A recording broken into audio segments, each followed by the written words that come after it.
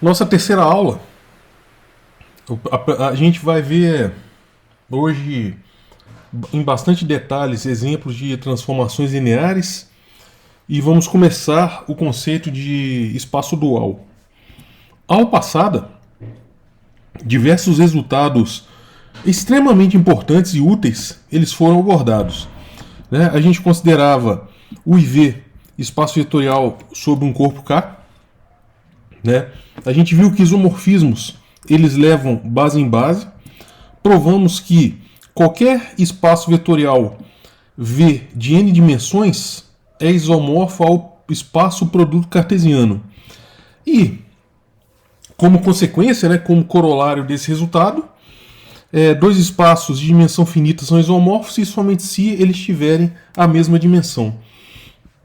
E lembrando que definimos o núcleo de uma transformação linear, que são os elementos do domínio que eles são levados no elemento neutro do contradomínio pela transformação linear, e a imagem são todos os elementos do contradomínio que podem ser escritos como a imagem, né, a transformação linear de algum elemento do domínio. E a dimensão da imagem é denominado posto dessa aplicação.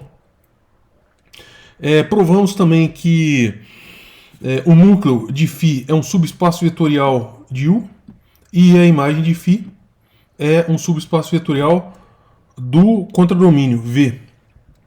Provamos que uma transformação linear de U e V é injetiva se somente se leva vetores Li em vetores Li, e aqui o famoso teorema do núcleo da imagem, né, pelo menos uma versão dele, como eu havia falado na aula passada, a versão mais completa dele, utilizando espaços quocientes, a gente vai ver daqui a algumas aulas, talvez daqui a umas 4 aulas.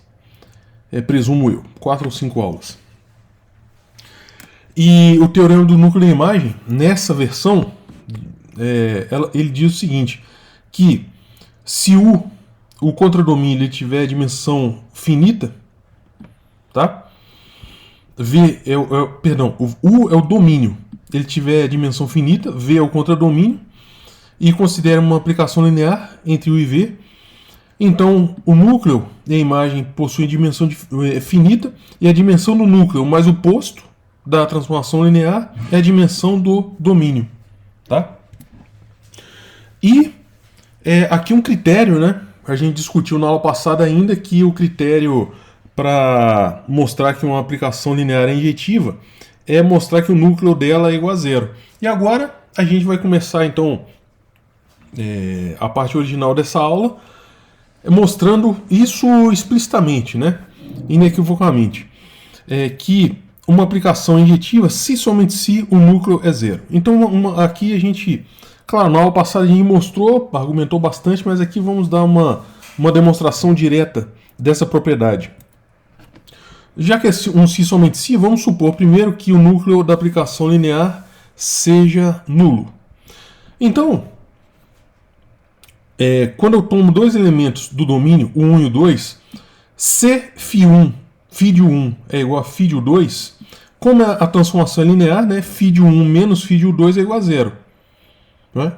E como ela é linear, satisfaz, ela preserva, é um grupo aditivo, então φ de 1 menos o 2 é igual a zero.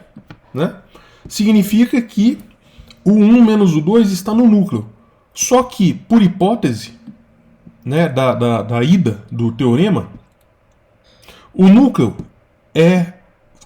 consiste somente do elemento zero, né, do elemento nulo. Então, se o 1 menos o 2 está no núcleo, implica que o 1 menos o 2 é igual a zero, ou seja, o 1 é igual ao 2. Então, se φ de 1 é igual a φ de 2, provamos que o 1 é igual ao 2, ou seja, provamos que a transformação linear é injetiva. Agora, suponha que a recíproca, né? Suponha que a transformação linear seja injetiva.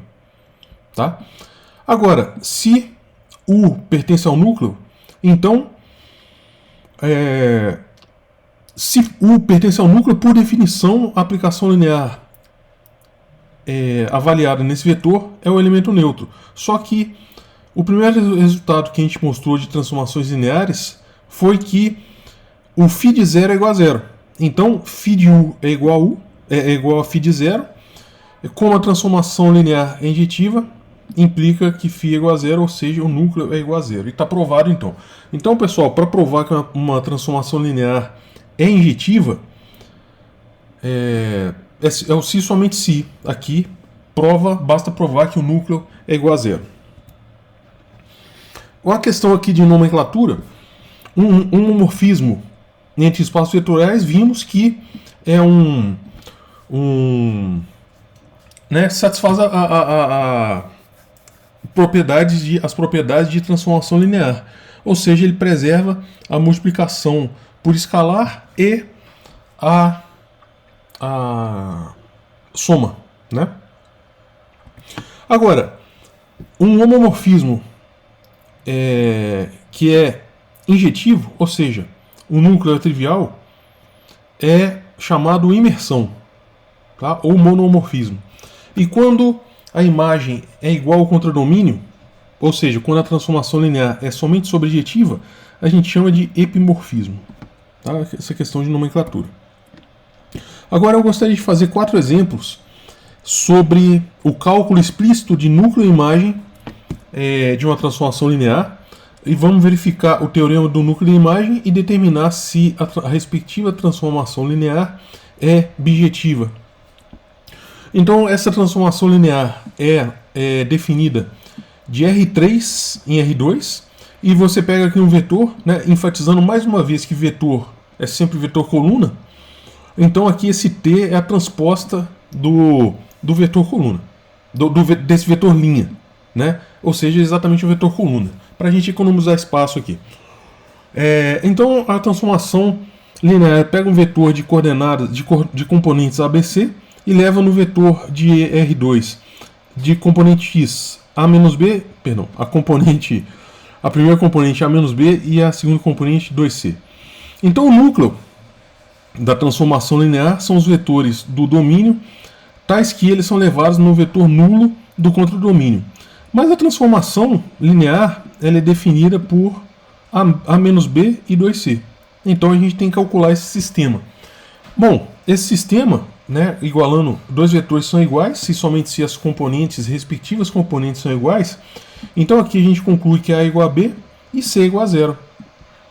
Ou seja, se A é igual a B, né, então são os elementos escritos dessa maneira, né, são os vetores escritos dessa maneira com a coordenada 0.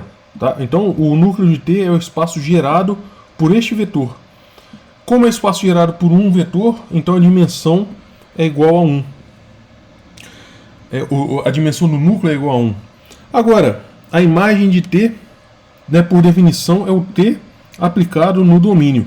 Então é o conjunto dos elementos, de todos os elementos que do contradomínio que podem ser escritos com essa imagem.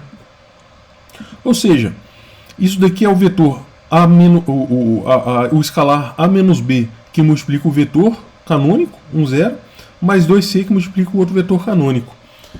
E isso daqui é uma combinação linear para coeficientes arbitrários, portanto a imagem é gerada pela base canônica do R2. Tá? Então a imagem uma base para a imagem é a base canônica de R2 e a dimensão da imagem é igual a 2. Como a dimensão do domínio é igual a 3, então está verificado aqui o teorema do núcleo e da imagem. T não é objetiva porque o núcleo dela, porque ela não é injetiva, né? Porque o núcleo dela é diferente do elemento neutro. Agora no segundo exemplo. Agora o domínio é o R2 e o contradomínio é o R3. E a aplicação linear tem essa prescrição. Bom, de novo, o núcleo são elementos do domínio, tais que eles são levados no elemento nulo do contradomínio, tá? Bom, pela prescrição da transformação linear, né, igualando isso daqui igual a zero, a gente tem que A é igual a menos B e B é igual a 2A. Somando essas duas equações, 3A é igual a zero e A é igual a zero, e portanto B é igual a zero. Portanto, o núcleo é o elemento nulo e a dimensão dele é igual a zero. Já a imagem é o conjunto de todos os elementos do contradomínio que podem ser escritos como a aplicação linear T agindo no elemento arbitrário do domínio, né? Então a gente pode simplesmente reescrever isso colocando em evidência o A como A, que multiplica o vetor 1, 0 e 2, mais B, que multiplica o vetor 1, 0 e menos 1. Então a imagem é um subespaço vetorial do contradomínio gerado, né, por esses dois vetores. Então esses dois vetores são claramente linearmente independentes, né? Vocês podem provar isso como exercício. E claro, aqui é claro que ele não é um múltiplo um do outro, né? Então eles são linearmente independentes e formam, portanto, uma base para a imagem. E a dimensão da imagem é 2. A dimensão do núcleo é igual a 0 e que é igual, né, a soma deles é exatamente a dimensão do domínio. E a função não é bijetora, né? Porque a dimensão da imagem é igual a 2. Enquanto o contradomínio é igual a 3. Agora, o espaço vetorial é o espaço formado por polinômios de grau até 2, indo no polinômios de grau até 3. E a transformação linear, então, ela pega polinômios e multiplica por t o polinômio e soma com a derivada do polinômio. Tá? Primeira coisa a se observar é o seguinte: tome um polinômio arbitrário de grau 2 no domínio, A0 mais A1t mais A2t quadrado. Quando eu multiplico por t, né, o polinômio, e calculo a derivada em relação a t desse polinômio e somo, dá esse polinômio daqui. Tá? Então o núcleo é o conjunto dos polinômios no domínio, tais que a transformação linear seja igual a zero. Só que essa transformação linear a gente já calculou, dá esse polinômio daqui de cima. Tá? Então a gente tem que calcular todos os valores desses coeficientes, A0, A1, A2, tais que esse polinômio seja nulo. Ou seja, esse polinômio daqui seja nulo. Bom, para esse polinômio ser nulo, aqui o A2 ele tem que ser 0, o A1 ele tem que ser 0, tá? E como o A2 é igual a 0, o A0 também tem que ser igual a 0. Então é o conjunto dos polinômios nulos e a dimensão dele é 0, tá? E o cálculo da imagem, antes da gente calcular, vamos lembrar o seguinte, que qualquer espaço de 4 dimensões é isomorfo ao R4. Como aqui o espaço dos polinômios tem 4 dimensões, de grau até 3, né? De grau até 3. Pessoal, só uma questão aqui.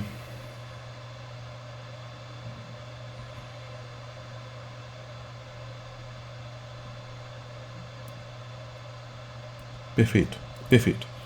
Como eu estou multiplicando por 3, né? Pessoal, aqui eu vou consertar lá no slide, mas perdão, aqui aqui tem que ser 3, tá?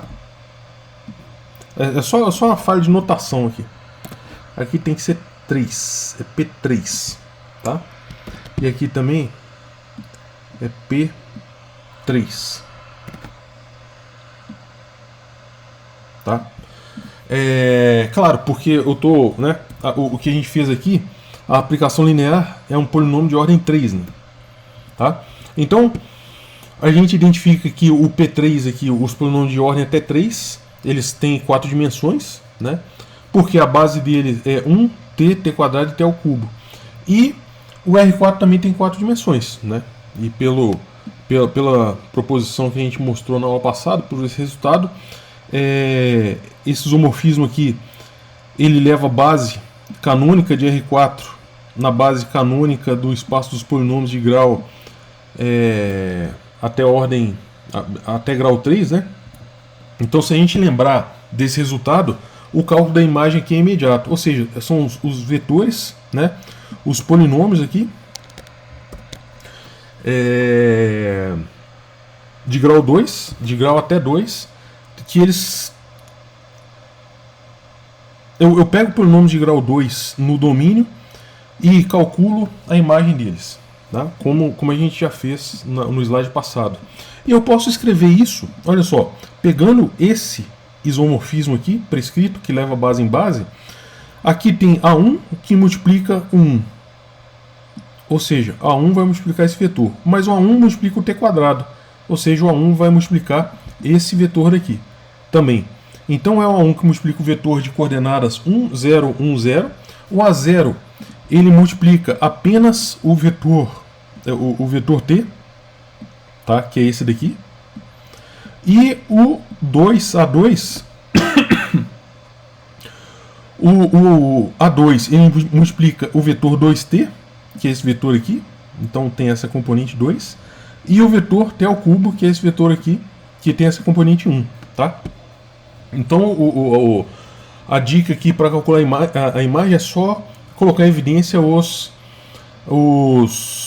coeficientes da combinação linear. Então a imagem aqui é o espaço gerado por esse vetor, que é 1 mais t quadrado, esse vetor que é t, e esse vetor é 2t mais t ao cubo.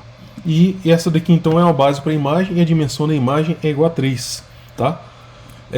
Claramente, como a dimensão da imagem é 3 e o espaço o contradomínio ele tem dimensão 4, então ela não é sobrejetiva, tá? E o último exemplo aqui consiste no cálculo do traço. Eu pego uma matriz 2×2 com entradas reais e levo no traço dele, que é a soma das componentes da diagonal. Então é uma matriz de entradas M1, M12, M21 e M22. Eu calculo o traço, vai dar M1 mais M22, tá? Então o M1 tem que ser igual a menos M22, né? Porque o traço é igual a 0, a gente está calculando o núcleo. Então significa que o M22 é igual a menos M1. Ou seja, o núcleo é o conjunto de todas as matrizes dessa forma. E se eu colocar os coeficientes em evidência, vai dar o M1 que multiplica essa matriz de entradas 1, 0, 0, menos 1. O M12 que multiplica essa matriz de entradas 0, 1, 0, 0. E esse M21 que multiplica a matriz de entradas 0, 0, 1 e 0. Tá? Portanto, o núcleo é gerado por essas três matrizes, que são linearmente independentes. E esse conjunto é uma base também, a dimensão do núcleo é igual a 3. Agora, a imagem, né, é o conjunto onde o traço onde os elementos do contradomínio são expressos como traço de M, né? Então é o conjunto dos reais que podem ser escritos dessa maneira, ou seja, são todos os números reais. E, portanto, o teorema do núcleo da imagem é verificado e não é bijetora, porque o núcleo não é o elemento nulo, tá? Bom, esses exemplos são bastante ilustrativos, e agora vamos para a definição de hiperplano. Um subespaço vetorial de dimensão n-1 em um espaço vetorial V de dimensão n é denominado um hiperplano, ou subespaço de codimensão 1. Pessoal, codimensão a gente vai definir mais rigorosamente daqui a algumas aulas, tá? Agora vamos nos ater à definição, essa definição de hiperplano. Uma aplicação, a gente vai ver isso exaustivamente no que se segue. Uma aplicação alfa do espaço vetorial no corpo, a gente diz que é um funcional linear, tá? Ou um elemento do espaço dual, ou um covetor, se é uma transformação linear. Só que é um funcional porque leva elementos do espaço vetorial no corpo. Tá? Ou seja, esse resultado aqui é um escalar. É um escalar. Mas é uma transformação linear. Agora, se a gente chama elementos funcionais lineares de elementos do espaço dual e denota o espaço dual por V estrela. Ou seja, são um conjunto, o V estrela é o conjunto dos funcionais lineares, né? Ou seja, aplicações lineares que levam o espaço vetorial no corpo. Ou seja, o contradomínio é o corpo e não o espaço vetorial arbitrário. Se eu pego um elemento do espaço dual não nulo, e se a dimensão de V é igual a n, como a imagem é o corpo, e a dimensão dele é 1, né, sobre o corpo, então a dimensão do núcleo, claro, como a dimensão da imagem é 1, porque a gente está levando em escalares aqui no corpo, né, então o teorema do núcleo da imagem diz que a dimensão do núcleo é a dimensão do V, que é n, menos a dimensão da imagem, que é igual a 1. Ou seja, a dimensão do núcleo do funcional linear é sempre n-1 em dimensão finita n. Tá? Quando a dimensão, claro, esse conceito vale para a dimensão infinita.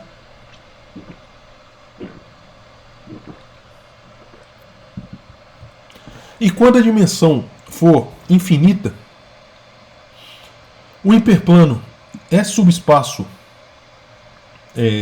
vetorial, né, de um outro espaço vetorial, tal que U é diferente do espaço vetorial, e se eu tiver um outro subespaço vetorial que eu possa encaixotar aqui entre U e V, ou seja, é claro que eu estou falando coloquialmente, mas o que a gente quer dizer é que se o hiperplano, eu vou mostrar aqui que o hiperplano é um subespaço próprio maximal de V, ou seja, é impossível eu ter um hiperplano e querer colocar aqui um espaço vetorial adicional que contenha ou seja igual a U e está estritamente contido em V. Tá? Então, se eu puder encaixotar um espaço vetorial entre U e V, significa que ou esse espaço vetorial novo é o próprio V ou ele é igual a U. Tá? Ou seja, o hiperplano é sempre um subespaço próprio maximal de V. Isso é óbvio em dimensão finita, tá? Porque se o hiperplano tem dimensão n-1 e o espaço vetorial V, onde ele está alocado, possui dimensão n, né? Então não existe um subespaço vetorial. Mas em dimensão infinita isso não é óbvio. Tá? Então, se o é hiperplano, não existe um subespaço próprio de V que contenha U como subespaço próprio. Né? E a gente prova isso da seguinte maneira. Considera um elemento W, né, que não esteja contido no hiperplano. Então, vamos definir o espaço vetorial, o subespaço vetorial de V, né, o W, como o hiperplano mais o espaço gerado por esse W. Tá? Esse espaço contém claramente U como subespaço próprio. Agora, nesse caso, o W ele deve coincidir com V, e qualquer vetor de V pode ser escrito como um elemento de U mais o AW, onde A é um escalar. Né? Por que isso deve ser assim? Se não fosse assim, existiria um vetor que não está contido no espaço gerado, nesse espaço soma, que é a soma desses dois subespaços vetoriais. E digamos que esse vetor que não esteja contido nesse espaço vetorial, denominemos ele por W'. Então esse espaço seria um subespaço próprio de V que contém U como subespaço próprio, que é um absurdo. Tá? Então a gente provou aqui por absurdo que U é de fato um subespaço próprio maximal de V. Teorema.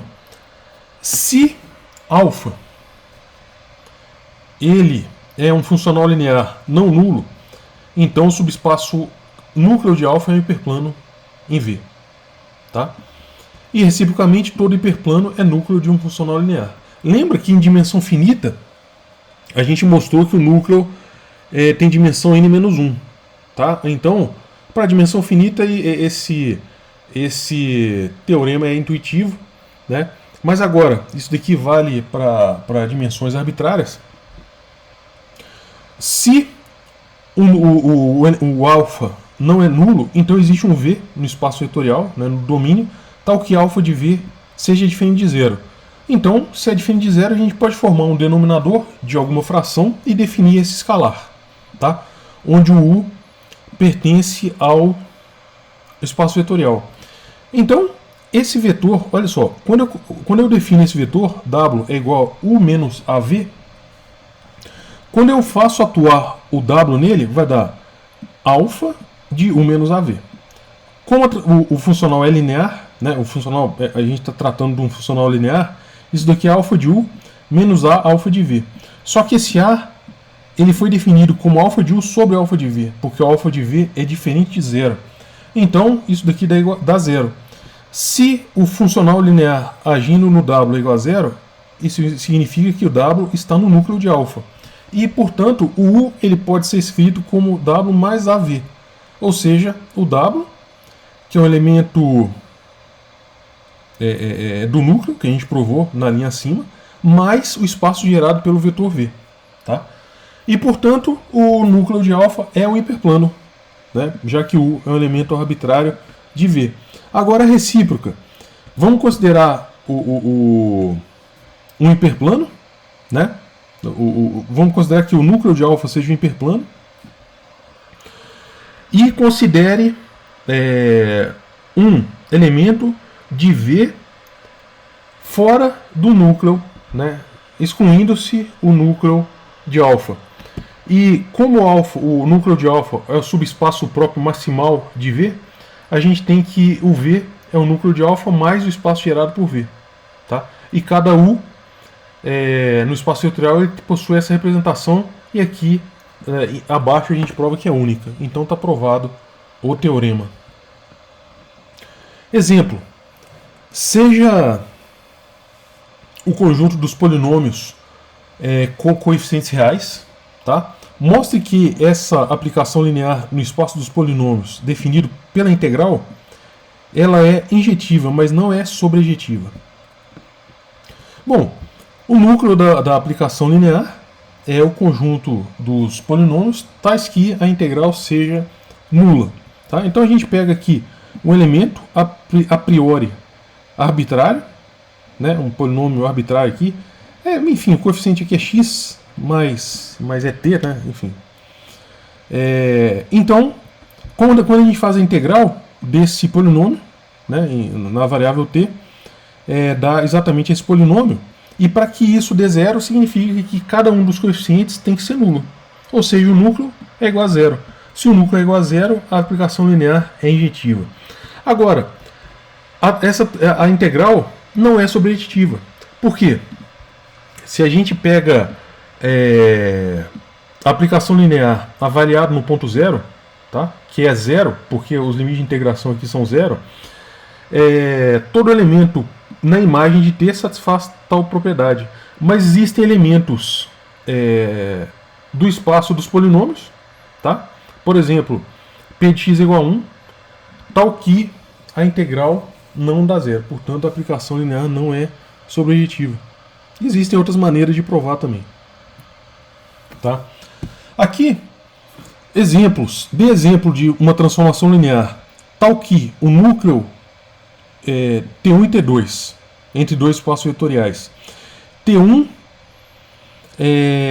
o núcleo de T1 é o núcleo de T2, a imagem de T1 é igual à imagem de T2, mas as transformações são diferentes.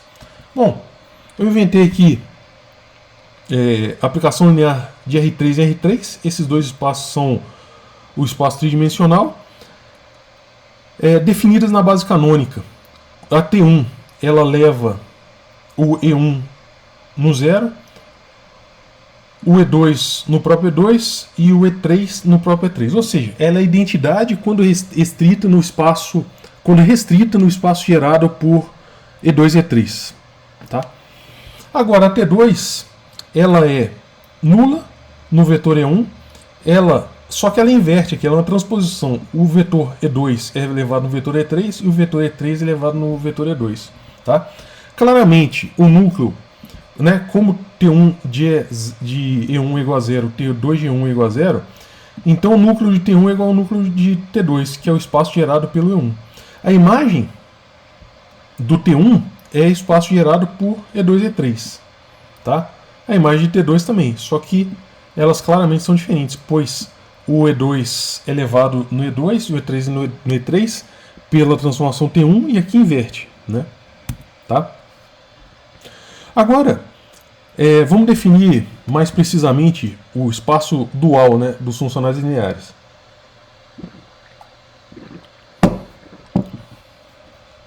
Seja V um espaço vetorial sobre o corpo K, uma aplicação do espaço vetorial no corpo é um funcional linear ou covetor, se a transformação for linear, né, e o contradomínio aqui for o corpo. Como é uma transformação linear, então qualquer funcional linear satisfaz essa propriedade, que a gente já provou na primeira aula de transformações lineares, ou seja, na aula passada. E o conjunto de todos os funcionais lineares é denominado espaço dual de V, e denominado por V asterisco. Olha só, o conjunto V estrela é um espaço vetorial sobre K, se a gente define a soma, né, de transformações lineares, a soma de funcionais lineares, como a gente define a soma de transformações lineares, né, e o produto por escalar subsequentemente, tá, para todo alfa e beta funcionais lineares. Ele vai ser espaço vetorial sobre K porque, com essa definição de soma, esses elementos aqui são elementos do corpo. Né, então todas aquelas propriedades do corpo, elas serão satisfeitas, né, elas englobam as propriedades de espaço vetorial, né, de certa forma, mas vocês têm que provar isso. Tá? Então prove que V, o espaço dual, é um espaço vetorial sobre K. Agora então, como que a gente caracteriza funcionais lineares? Tome um conjunto de escalares no corpo, tá? Define essa aplicação aqui de Kn do espaço produto cartesiano em K, tá? Dessa maneira, você pega um vetor de n coordenadas, x1, x2 até xn, e simplesmente multiplica esses escalares dados, né, fixos mais arbitrários, dessa maneira, né, multiplica cada componente por um escalar, e esse resultado é um escalar. A matriz de φ é dada por A1 até a n. Olha só, pessoal, a observação uma das observações mais importantes desse curso, né? A gente denota vetor coluna, vetores do espaço vetorial, e vetor linha, vetores do espaço dual, ou seja, funcionais lineares. Tá? Então essa questão de linha e coluna, lá em geometria analítica, não era tão importante, embora fosse importante, né? Claro, mas não era a coisa mais importante. Agora a gente tem que ser rigoroso. Vetores do espaço dual são vetores linha e vetores do espaço vetorial são vetores coluna. Tá? A matriz de φ, então, é dada por essa expressão, porque quando ela multiplica um vetor coluna, tá? Aqui falta, claro, uma transposição, né? Vou colocar aqui, depois eu anoto no TEC e passo para vocês direitinho. Né? O x, então, é a matriz coluna. Isso daqui é um escalar, então isso daqui deve ser uma matriz linha. Todos os funcionais lineares são dessa forma. Tá? O φ de x, ele satisfaz essa propriedade, dada essa combinação linear, porque a aplicação é linear. E a gente denota esses escalares como o funcional linear agindo no vetor, tá? Em cada um dos vetores, para ir de 1 até n. Eu vou utilizar uma notação mais concisa nos próximos slides, mas a gente vai repetir esse conceito aqui à luz de um teorema. Exemplo: Considera um funcional linear não nulo, só que o corpo, o contradomínio aqui é o espaço, o corpo dos complexos. Esse funcional linear ele pode assumir valores reais? Bom, se a gente supor que existe um funcional linear que somente assuma valores reais, né? Tome um vetor x no espaço vetorial. Esse vetor aqui ele tem que ser real, né? O funcional linear agindo no vetor tem que ser real. A gente assumiu isso. Mas como isso aqui é um funcional linear, a multiplicação, né? Como o espaço dual aqui, ele é dual a um espaço vetorial sobre o corpo, então multiplicação por números complexos estão definidos, né? A multiplicação por números complexos está definida. Só que isso daqui é linear, então esse i ele sai da avaliação, né? Aqui. Então eu tenho por um lado alguma coisa real, por outro lado alguma coisa extremamente complexa, pois o alfa de x é real, tá? O que é uma contradição. Eu estou dizendo que a parte real é exatamente uma parte imaginária. Portanto, não existe um funcional linear que possa assumir, né, um funcional linear de um espaço dual né, um funcional linear não nulo de um espaço dual a um espaço vetorial sobre o corpo dos complexos, que assuma valores estritamente reais. A integral a integral de funções contínuas é um funcional linear, né? E a gente mostra isso simplesmente pelo fato de que a integral é linear, por definição. Tá? Então, a aplicação φ que leva funções contínuas definidas num intervalo compacto da reta nos números reais é um funcional linear sobre o espaço vetorial das funções contínuas. Teorema. Seja um espaço vetorial sobre um corpo K, se um vetor V ele tem a propriedade de que agindo para todo funcional linear no espaço dual, todo funcional linear que age sobre o vetor dá zero, então o vetor é necessariamente um vetor nulo. Tá? Isso pode ser mostrado se a gente pegar uma base de V. Então cada elemento na base a gente pode associar um funcional linear, um alfa U indexado pelo respectivo elemento, tal que alfa U agindo em V é esse escalar aqui, VU. Tá? Esse aqui é um escalar. Então, o V, como ele pode ser expresso como combinação linear de elementos dessa base, a gente sempre pode escrever o V como um escalar, VU, que multiplica o vetor U, mais V', onde o V' de novo é uma combinação linear de elementos de B. Tá? E, portanto, se esse processo iterativo ele vale para todo, né, funcional linear, então, obviamente, o alfa U de V igual a zero para todo U. Ou seja, a gente mostrou que V igual a zero. Tá? Agora, essa proposição, se a dimensão for finita, então a dimensão do espaço dual é igual à própria dimensão do espaço vetorial e, naturalmente, esses dois espaços são isomorfos. Tá? Isso aqui não ocorre lá em análise funcional, porque a gente tem um dual algébrico e um outro dual. Tá? Então isso daqui vale somente para a dimensão finita. Bom, a gente toma uma base de vetores E1 e N, uma base de V. Então para cada um desses vetores existe um único covetor, ou seja, um elemento do espaço dual, que satisfaz essa propriedade. Então a base dual ela é definida dessa maneira. Onde esse delta é o delta de Kronecker. Ou seja, quando eu faço agir um elemento do espaço dual um elemento da base do espaço dual no elemento da base do espaço vetorial, toda vez que esse i for igual a j, dá 1. Quando o i for diferente de j, dá 0. Tá? Esse conjunto aqui é linearmente independente, né? E de fato, se dada essa combinação linear, né? Olha só, como isso daqui é uma combinação linear, o alfa ele pode ser expresso dessa maneira, né? Ele pode ser expresso a partir dessa soma. Só que quando eu avalio essa soma de j de 1 até n, toda vez que o j for diferente de i, vai dar zero. Porque toda vez que for diferente de i, vai dar zero. Somente sobra quando o j for igual a i, e dá 1. Então, dessa soma aqui toda, somente sobra o alfa i. Tá?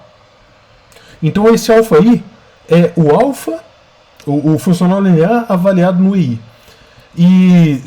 Ou seja, se alfa for igual a zero, dada uma combinação linear nula dos vetores do espaço dual, isso implica, portanto, que esses coeficientes da combinação linear são nulos. Então a gente provou que esse conjunto é linearmente independente.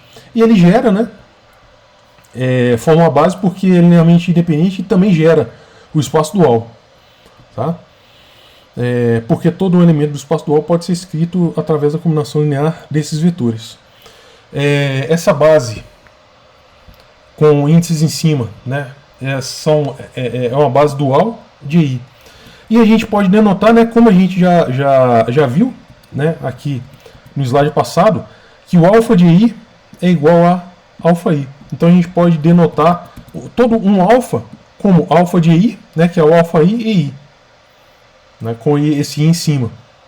E da mesma maneira, a gente pode denotar, né, a demonstração está aqui. Essas coordenadas são únicas, é interessante falar, porque a gente prova isso assumindo duas coordenadas diferentes e provando que uma é igual à outra. E a gente pode mostrar também, né, como a gente faz aqui embaixo, que o v ele pode ser escrito como EI, da base dual agindo em V, EI. Esses são os coeficientes da combinação linear. Esse EI de V é exatamente o VI. Tá? E na aula que vem a gente vai ver o seguinte, que o isomorfismo entre espaços vetoriais, né, a gente vai ver bastante detalhadamente que o isomorfismo entre espaços vetoriais não é canônico. Tá? Porque esse isomorfismo ele depende da escolha de uma base. Tá? A gente fala que o isomorfismo é canônico quando esse isomorfismo é absoluto, ou seja, ele não depende da escolha de base. Aqui, nesse caso, quando a gente muda a base de V, o isomorfismo também muda. E a gente pode mostrar isso da seguinte maneira. Por exemplo, vamos só dar um exemplo aqui, uma observação. Vamos pegar um espaço vetorial de dimensão 1, tá? E um vetor não nulo. Esse conjunto aqui é a base do espaço vetorial. Se a gente considera a base dual, por definição, o E1 agindo em E1 é igual a 1. Né? Por definição de base dual. E só tem esse vetor na base. Agora, vamos tomar, dado um escalar não nulo, vamos tomar uma outra base de A. Tá? Pode ser uma dilatação, pode ser uma contração, pode ser inversão. Né, o vetor no outro sentido, contração e respectivas dilatações. Mas isso aqui é uma outra base de V. É uma outra possível base. E, portanto, a base dual associada a essa base é A menos 1, né? Por isso que a gente pega aqui o escalar não nulo, e 1. É base dual. Claro que é base dual, porque quando eu faço agir, né, quando eu defino esses isomorfismos aqui, isomorfismo leva a base em base. Então eu estou levando essa base de V nessa base do espaço dual. E esses outros isomorfismos, para cada A, diferente de 1 e menos 1, eu posso definir um φ de A que leva essa base nessa outra base. Tá? E satisfaz a propriedade de base dual, sempre. Tá? E ambas são isomorfismo porque leva base em base. Tá? Só que a escolha, então, de como eu levo o V no V estrela, né, o espaço vetorial no espaço vetorial dual, a escolha de como eu levo um espaço no outro é aqui arbitrária porque depende da base. Tá? Então, na aula que vem a gente vai discorrer mais sobre isso e façam até o exercício 54 das notas de aula. Tá? Então, bons estudos.